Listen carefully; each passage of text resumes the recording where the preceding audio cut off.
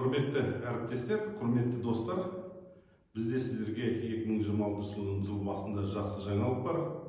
Халықаралық травматология және ортопедия ғылыми орталығы Stryker компаниясының робот Маккосын алғашқы клиникалардың бірі болып өзімізге сатып алдық. Яғни 2026 жылдың осы ақпан, наурыз айларынан бастап біздің ғылыми орталықта буын алмастыру оталары жамбас тізе буынының Макко роботымен жүргізіледі. Сондықтан да біз алдын ала хабарлап жатырмыз.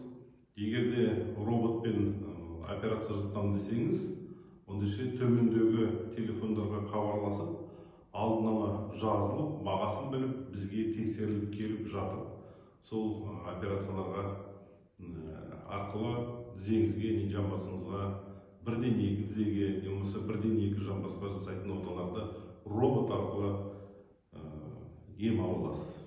Құрметпен профессор Ерсін Тұрсынханұлы Жүнісов.